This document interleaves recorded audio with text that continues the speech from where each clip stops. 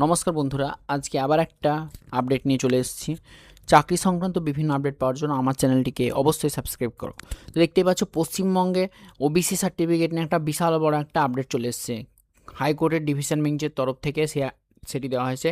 এখানে বলা হচ্ছে যে ওবিসি এ এবং ওবিসি বি এই দুটো ভাগ ছিল, এটা থাকছে না। অর্থাৎ ওবিসিকে যে 2010 সালের পরে দুটো ভাগে ভাগ করা হয়েছিল, সেই বিভাজন আদালতের সিদ্ধান্ত অনুসারে বলা হচ্ছে যে এটা আর কার্যকরী নয়। এর ফলে যে দুটো শ্রেণী ছিল ওবিসি এ আর ওবিসি বি, তাদের কোনো সার্টিফিকেট ভ্যালিড থাকছে না। অর্থাৎ তোমার সার্টিফিকেট ওবিসি এ হলেও ভ্যালিড হচ্ছে না, ওবিসি বি হলেও ভ্যালিড হচ্ছে না। নেক্সট একটা কোশ্চেন হলো যে যারা নতুন ওবিসি সার্টিফিকেট নিয়েছিল কিছুদিন আগে তৃণমূল সরকারের আমলে যখন নিয়েছিল, তো তাদেরটা কি গ্রহণযোগ্য হবে? না। তৃণমূল সরকারের আমলে যতগুলো ওবিসি সার্টিফিকেট তৈরি হয়েছিল এবং যারা ওবিসি পত্র পেয়েছিল, তাদের কোনো কোনো সার্টিফিকেটই গ্রহণযোগ্য হবে না। কেন? কারণ হচ্ছে এই সার্টিফিকেটটাই বাতিল হয়ে গেছে, ওবিসি এ এবং ওবিসি বি। তার জন্য সরকারি চাকরিতে যদি ওবিসি কোনো সংরক্ষণ থাকে সেটা পাবে না, শিক্ষা প্রতিষ্ঠানে কোনো সংরক্ষণ পাবে না, এবং অন্যান্য সরকারি সুযোগ সুবিধাও পাবে না। তার মানে সব কিছুই হয়ে যাচ্ছে বাতিল হয়ে গেল। তাহলে এই সমস্ত যারা সার্টিফিকেটগুলো ছিল, সেই সমস্ত ব্যক্তিরা বর্তমানে কি হয়ে গেল? সাধারণ শ্রেণী বা জেনারেল ক্যাটাগরি হিসেবে তুলনা করা গেল। এবার আমরা দেখতে চলেছি 2024 সালে কি হয়েছিল। তো অতীতের পাতায় আমরা যদি দেখি, তাহলে দেখা যাচ্ছে যে ওবিসি যে পত্র ছিল সেটা নিয়ে একটা অনিয়ম এবং দুর্নীতির অভিযোগ উঠেছিল।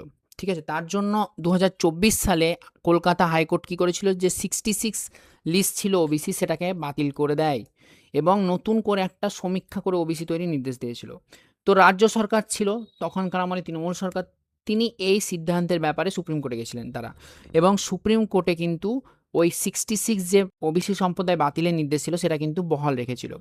এরপরে আবার আদালতের নির্দেশে নতুন করে সমীক্ষা হয় এবং আবার ওবিসি তালিকায় পরিবর্তন আসে, এবং নতুন তালিকাতে 142টি যে জনগোষ্ঠী ছিল তারা ওবিসি তালিকার অন্তর্ভুক্ত হয়েছিল। কিন্তু হাইকোর্ট আবার প্রশ্ন তুলল।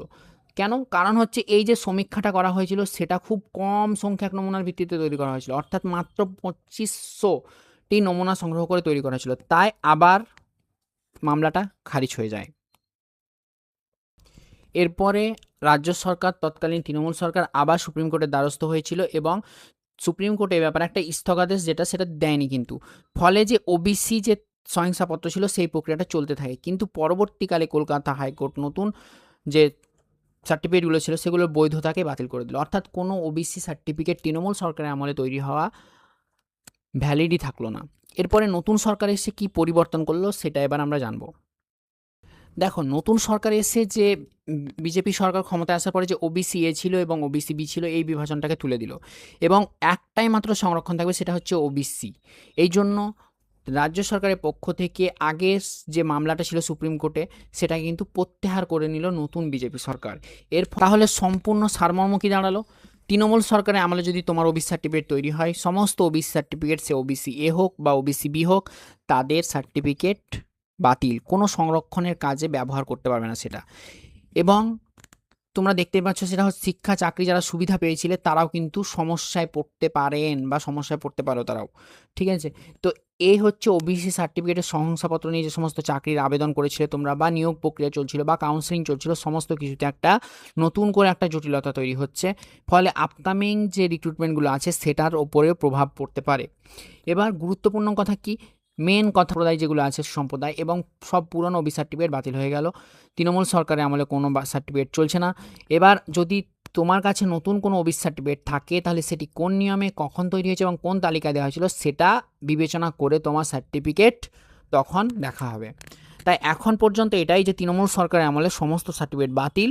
এখন পরবর্তী আপডেট এলে তখন আবার এই চ্যানেলে শেয়ার করব, তাই চ্যানেলটিকে অবশ্যই সাবস্ক্রাইব করো। ধন্যবাদ।